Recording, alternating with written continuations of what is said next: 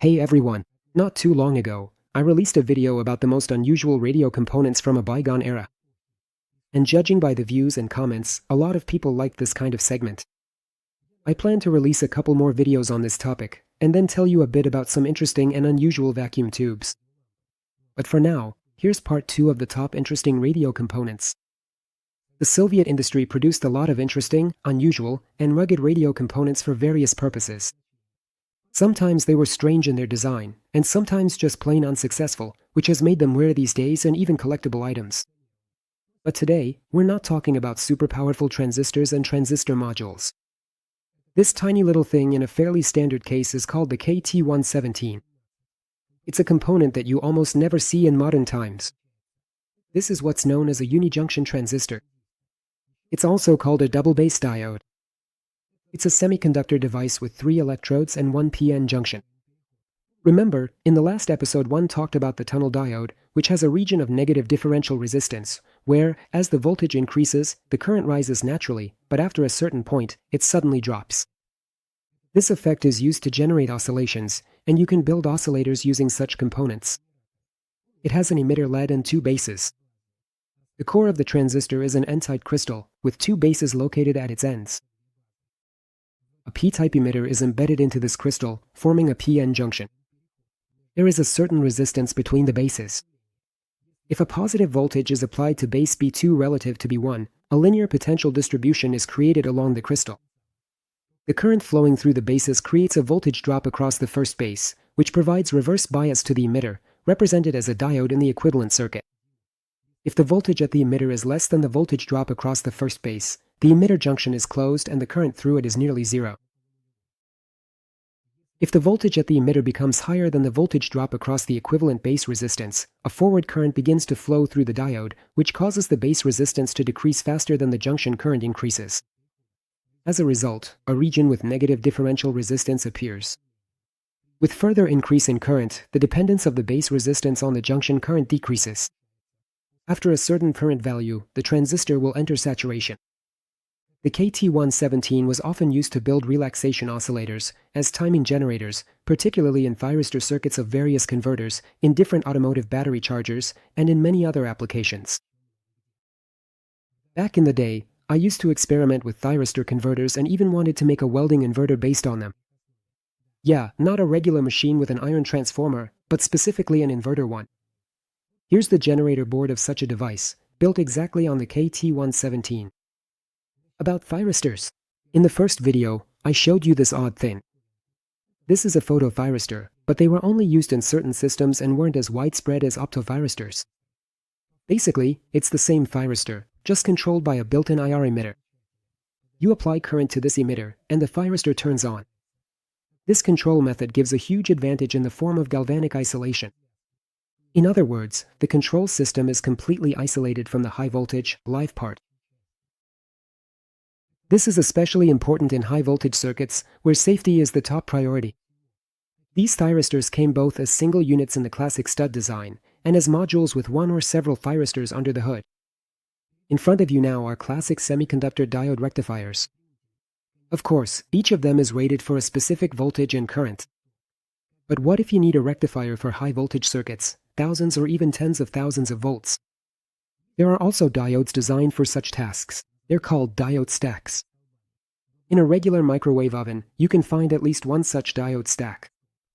These stacks can be standard, low frequency, or designed for use in pulse circuits operating at tens of kilohertz. You can't test them with a multimeter like a regular diode, because inside these stacks you'll find a series of crystals connected in sequence. It's basically the same as taking a bunch of individual diodes and connecting them in series. The only difference is that here, it's all done in a single package. Each of these crystals has a voltage drop of about 0.6 to 0.7 volts. And to check such a stack for functionality, you'll need a power supply, let's say, about 30 volts, a current-limiting resistor, and a multimeter. When you connect the diode to the power supply as shown, a voltage drop forms across it. This is the sum of the voltage drops across each crystal. You can measure this voltage with a multimeter. Such stacks are used, in particular, in voltage multipliers, in the horizontal deflection circuits of CRT devices, and generally in voltage multipliers. Since we're talking about high voltage, let me show you these beauties. These are K15U series disc capacitors. These are very unusual capacitors, and their main purpose is to work in high-frequency and ultra-high-frequency communication equipment as blocking, tuning, and coupling capacitors. The thing is, in such circuits, especially with high currents, you can't use regular capacitors. You need specialized ones, like K15U or KVI. Even today, these kinds of capacitors are in high demand for similar applications and cost quite a bit of money. Imported equivalents are even more expensive. The capacitor consists of two metallized discs with a special ceramic dielectric in between. These capacitors can operate at temperatures ranging from -60 to +150 degrees Celsius. They are moisture resistant, can operate in both DC and AC circuits in pulse mode, and are capable of working in high current, high voltage, high frequency circuits up to tens of thousands of volts. In addition to capacitance and voltage, their reactive power is also indicated. These capacitors have a very low loss tangent. This is especially important because at high frequencies, huge reactive currents flow through them, and even with low losses, the heating can be significant. If the loss tangent is high, part of the energy simply turns into unnecessary heat. The capacitor overheats, its capacitance drifts, and the circuit's quality factor drops. Their large size is due to the nature of their operation. Remember, at high frequencies, you need to take the skin effect into account. Here, the conductor's surface area is important because electricity won't flow evenly throughout the conductor, but mostly along its surface. All in all, these are some tough components and, as I said, they're still in demand even today. Varicaps are a rather interesting type of semiconductor diode, where the capacitance of the p-n junction changes depending on the applied reverse voltage. When this voltage increases, the capacitance of the varicap decreases. When the voltage decreases, the capacitance increases. So, a varicap is basically a diode capacitor controlled by reverse voltage. This function of the varicap makes it possible to use it for frequency tuning in voltage-controlled oscillators, sweep oscillators, and various automatic frequency control circuits. Thanks to this feature, varicaps are often used in transceiver devices. But let's take a little break from boring semiconductors. Right now, in front of you is a component that looks like a vacuum tube. This is a Strobatron ISSH15. It's a gas-filled bulb with electrodes designed to produce very short light pulses. The abbreviation ISSH stands for impulse stroboscopic spherical. The number 15 indicates the lamp's nominal power in watts. It's designed for continuous operation, but it can also be used to produce single short pulses. The flash frequency can be very high, and our eyes will perceive it as a constant light. The duration of each flash is from 1.5 microseconds. The lamp has 3 terminals: anode, cathode, and grid. The optimal operating voltage between the anode and cathode is about 450 volts. The ignition voltage does not exceed 250 volts. The last thing I'd like to show today isn't a radio component, but a chemical source of EMF. It already made an appearance in one of my recent videos.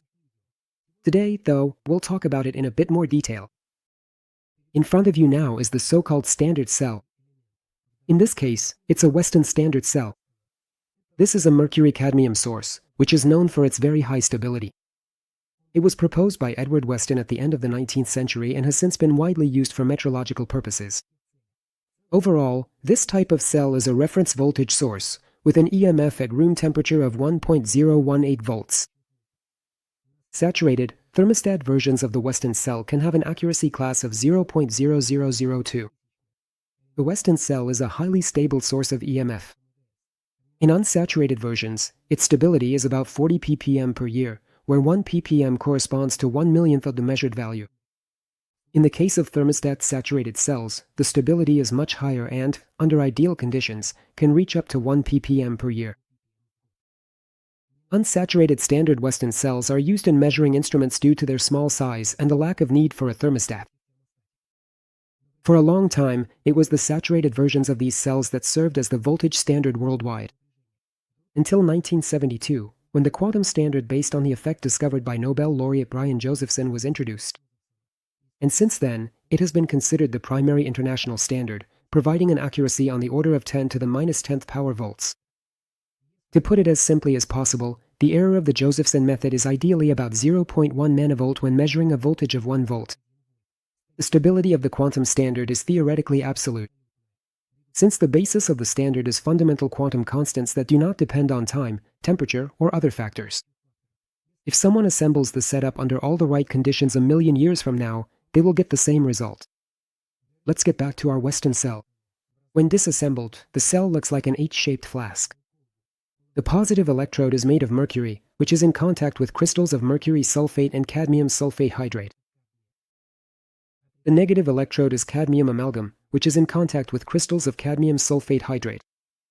The electrolyte is an aqueous solution of cadmium sulfate, often with a small addition of sulfuric acid to stabilize the composition and prevent hydrolysis. So basically, it's a capsule where absolutely everything inside is super toxic. Never break them open or throw them in the trash bin. They need to be taken to collection and disposal points for mercury-containing waste. That's pretty much everything I wanted to tell and show you today. It only gets more interesting from here. For the next episode, I'll prepare even cooler oddities. So don't forget to rate this video and support new releases with a kind word or some constructive criticism in the comments. And with that, I'll say goodbye for now. As always, this was Kazyanov Ka with you. See you next time. Bye.